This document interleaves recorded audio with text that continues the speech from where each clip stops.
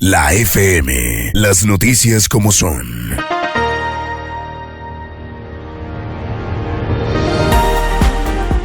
Después de lo que sucedió, ¿cómo le ha cambiado la vida, digamos? He leído declaraciones y quisiera saber si usted me las puede confirmar o desmentir, en el sentido de que usted se quedó prácticamente solo y las personas que en ese momento lo respaldaron hasta el momento en que usted se vio involucrado en el caso de la modelo. Sí, es verdad, es verdad. La sensación de soledad que tuve en ese momento fue más del tipo mediático, porque como yo en ese momento, inclusive en Twitter, ocupaba el primer lugar en Twitter de médicos y era un comunicador en salud. En el momento en que ocurre el primer programa donde me hacen la denuncia pública, eso fue un caos, una catástrofe.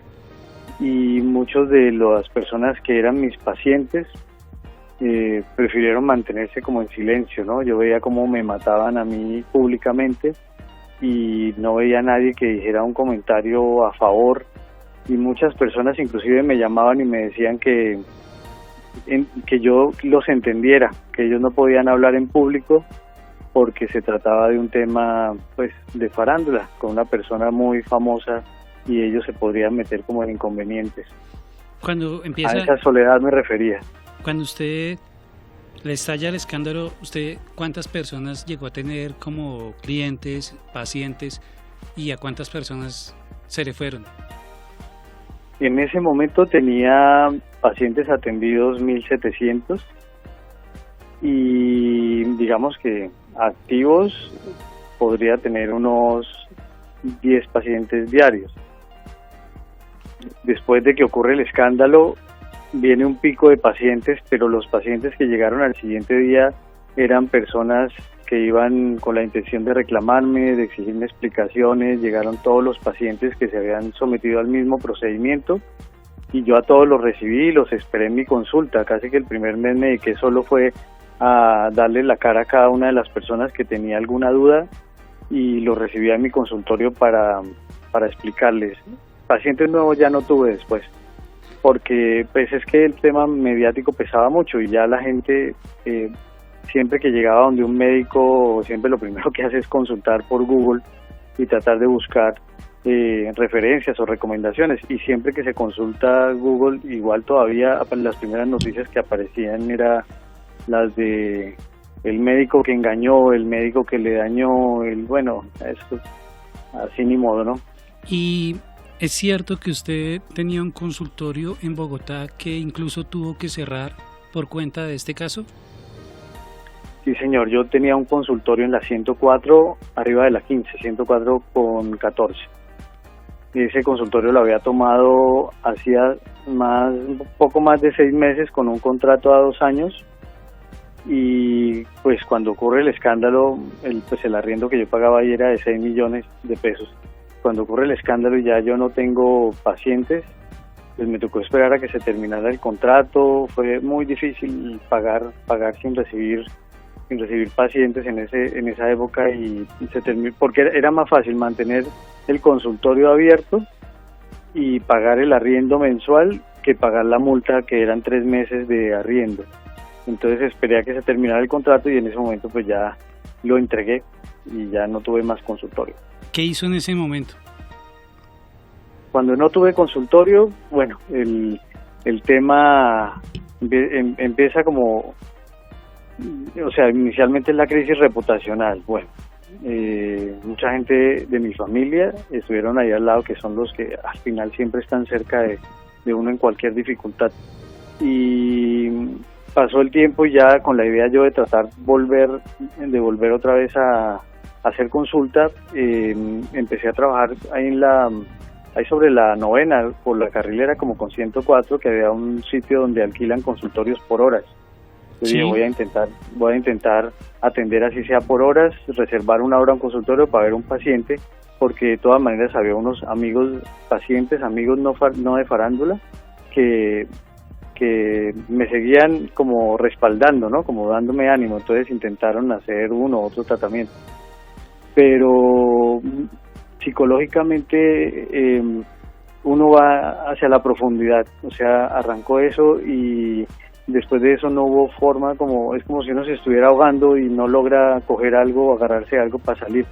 Y eso es lo que yo vivía psicológicamente, me iba profundizando, el dolor cada vez era más grande, pero era un dolor del alma, y fuera de eso, pues económicamente la crisis fue brava. Yo tenía equipos y los equipos son muy costosos, y pues yo era famoso, pero en realidad uno es famoso pero le debe todo al banco. Yo tenía deudas de equipos costosísimas, y cuando termina eso, pues nada, viene todo el reporte en las entidades financieras, vienen los acosos de los bancos, terminé hasta por un tema de impuestos, terminé con un embargo de la Secretaría Distrital de Bogotá. O sea, todo al caído caerle, y cayeron muchas cosas. Y sí, señor, sí, señor. No, quería hasta qué punto me pueda contar, pues sin alterar su privacidad, qué tanto es cierto o no que usted también perdió su familia por cuenta de este caso. Que perdiera mi familia, no. Lo que pasa es que se suscita una crisis familiar muy grande, porque ese año precisamente había muerto mi padre, y pues hubo muchos cambios familiares, y en gran parte mi familia dependía de mis ingresos, mis sobrinos, mis hermanas, y pues nada, es que no sé, cuando hay dificultades económicas se presentan crisis familiares, pero que haya perdido mi familia, no. ¿En ese momento usted era casado, tenía hijos? No, yo soltero y sin una relación de pareja en ese momento. A veces pensé que si hubiera tenido a alguien hubiera sido algo importante para como agarrarme desde el punto de vista personal, íntimo. Pero pues nada, ya hoy pienso diferente. Pero en ese momento sí sentía que sí estaba como muy abandonado, muy solo. Tomó usted la decisión de irse de la ciudad de Bogotá, ¿verdad? Sí, me pasaron cosas, y es que pues nada, como cada rato se activaba mediáticamente el tema, cada rato veía cómo empezaban a hablar y especulaban mil cosas y volvían a repetir la misma noticia cierta frecuencia, lo cual me dañaba cada vez más y no me permitía como volver a arrancar. Y en Bogotá me pasó algo que un día dije ya no más, y es que mi mamá sufrió una crisis, quedó inválida, tuvo una enfermedad, me dediqué a ella, o sea, cargar con, pues no sé, cualquier persona que tenga a su madre enferma y que le toque pedir ayuda y esto para poder sacarla adelante, para un taxi para la EPS, para un taxi para la Clínica Colombia, que era donde la estaban atendiendo, era muy duro. Entonces yo le dije a mi mamá, nos vamos cerca donde están los tíos, los hermanos de mi padre que había fallecido, y pues aquí por lo menos, no sé, así sea el apoyo, el mercado, no sé, ellos tenían más comodidades y podía uno cuidar más a mi madre.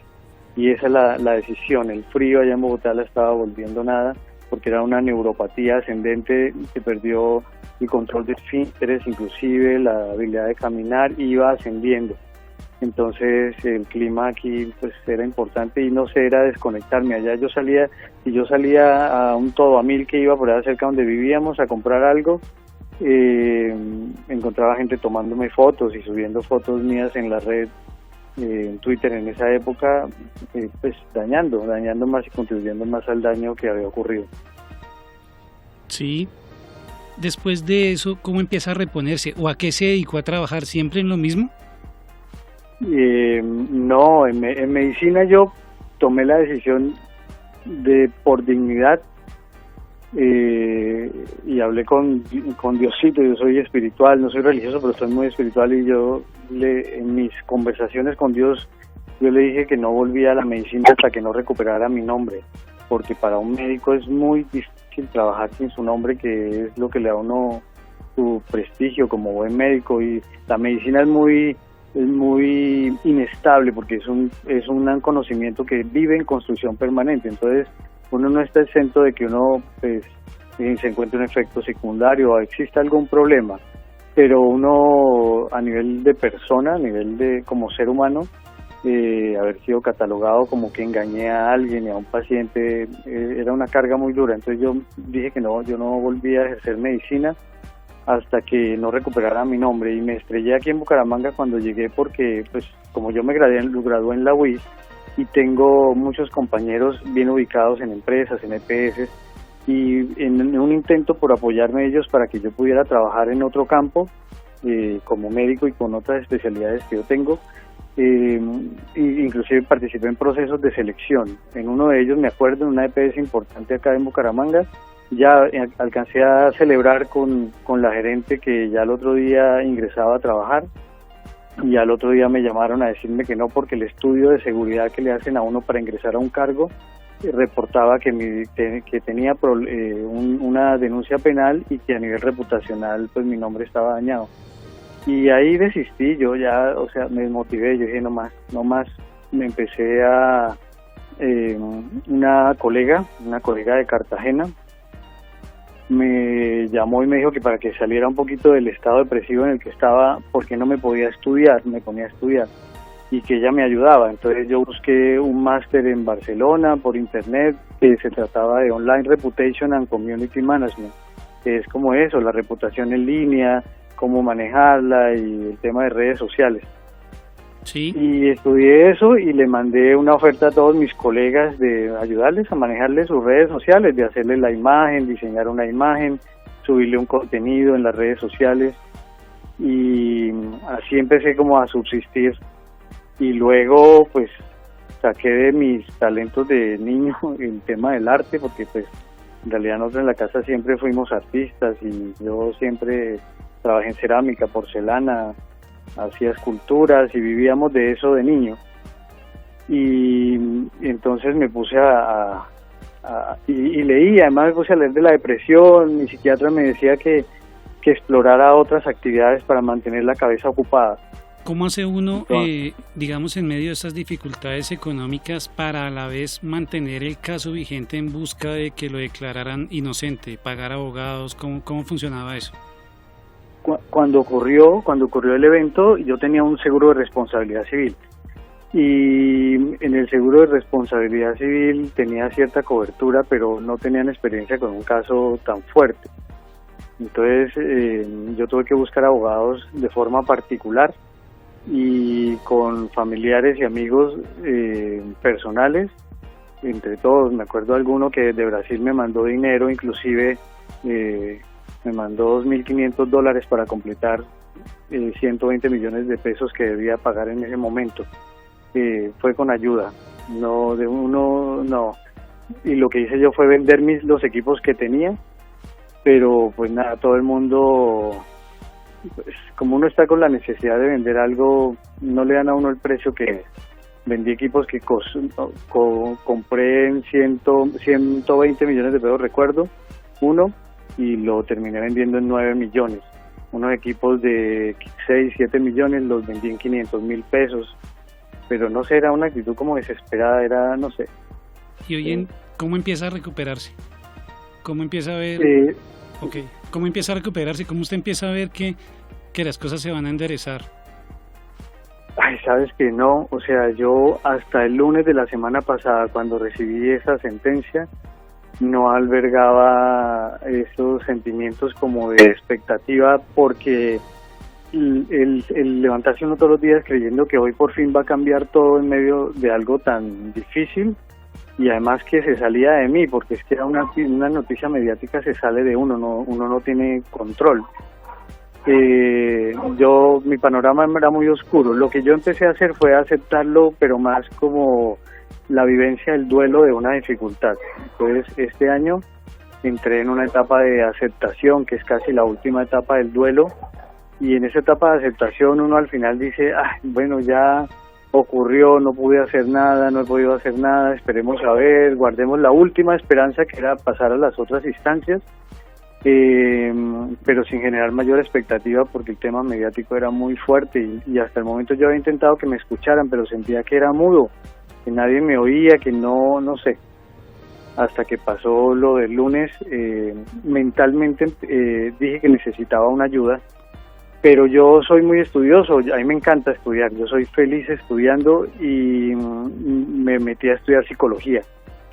Y entonces... Porque necesitaba entender qué pasaba dentro de mí, cómo buscar ayuda. Entonces empecé a estudiar psicología aquí en Bucaramanga, conseguí una universidad subsidia, que es la Universidad Minuto de Dios, y me inscribí y bueno, ha sido una fortuna. Estoy en quinto semestre ahora y ha sido una fortuna poder indagar un poquito en mi propia mente, y eso me ha dado calma, el tener a mi madre recuperada y tenerla al lado todo el tiempo, porque somos dos, vivimos ella y yo.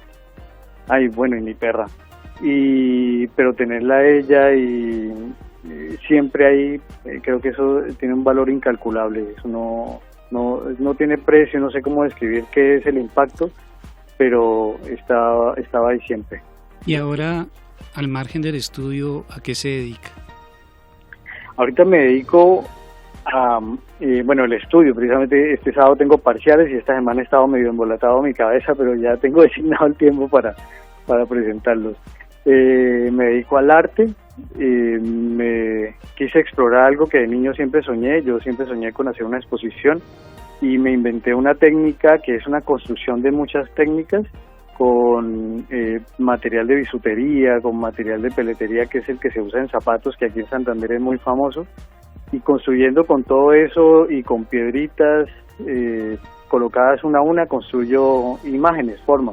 El año pasado vendí 6 cuadros, con eso me ayudé a sostenerme, vendí 6 cuadros bien chéveres, bonitos.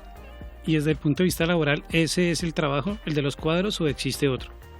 Hago los cuadros, que eso no es nada fijo, uno hace un cuadro y a alguien le gusta o no le gusta y uno se queda con ellos allí mientras aparece algún cliente. Y el otro trabajo que he tenido es el de las redes sociales. Entonces tengo 2 personas, 2 colegas, y a veces he tenido 3, a los cuales les realizo en las redes sociales gestión de contenidos. Elaboro la imagen, les pego el logo de la empresa y evalúo el contenido de texto para Instagram y para Facebook. Y en esas cuentas yo generalmente lo que les cobro a ellos son entre 300 y 500 mil pesos por un mes, en el cual les hago 20 publicaciones. Y me he dedicado a eso. Sí, y ahora que se conoce el fallo y finalmente contempla volver a ejercer como cirujano, como aquel caso que lo llevó a este desafortunado episodio para usted. Yo nací para ser médico y ese es mi talento, y nací para ayudar a sanar a las personas, y tal vez es el dolor más grande de dignidad y el que me conmoví, perdón. Mi idea es, cuando ocurrió esto, no sé, me quedé como en el limbo porque dije, Dios mío, no lo esperaba, sentí que iba a ser otra vez lo mismo. Entonces, cuando ocurre eso, hablé otra vez en mi conversación con mi padre y le dije, me devolviste la voz, que fue lo que te pedí, y yo le había prometido a él que si me devolvía la voz, volvía nuevamente a mi actividad como médico. No es fácil, no es algo que se pueda hacer de la noche a la mañana. A mí me toca primero trabajar mucho en la recuperación de mi nombre, también recuperar un poco la confianza en mí mismo, que a raíz de tanta cosa uno se destruye mucho por dentro y desconfía de uno, se siente inseguro. Recomponer un poquito mi autoestima profesional y pues nada, volver, sí, es mi idea, pero también le decía yo algo a mi madre. Si el día que recibí la noticia, yo le dije a mi madre, yo creo que hoy puedo morir tranquilo. Yo creo, no tengo ambiciones de dinero. Me dolía mucho mi dignidad, me dolía mucho el sufrimiento que tuvo mi familia por lo que sucedió conmigo, pero ese día podía ser, o sea, no es una revancha, no es nada de eso, es una sensación adentro de uno, una cosa muy profunda, que se levanta uno y respira y uno dice, Dios mío, por fin hoy, después de 8 años algo, veo limpio, si me entiendes, puedo salir a la calle y sé que que el que se dé cuenta que yo soy el del tema no me va a señalar o no me va a atacar.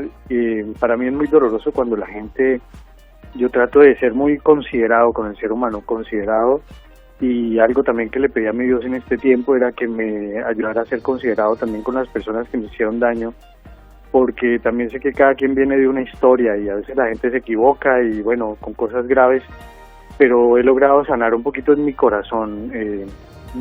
Tengo mucha calma, mucha tranquilidad, tengo felicidad, y si alguien me pregunta qué es felicidad, creo que ya tengo la descripción para eso, y en mi caso pues es esa justicia, haber podido tener la firmeza para no suicidarme en algún momento, para no cometer errores.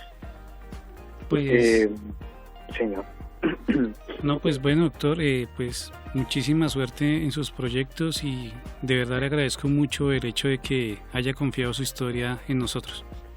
Ya, muchísimas gracias y perdóname ahí la chilladera, pero es que estoy tan emocionado que a mí se me salen las lágrimas así solitas.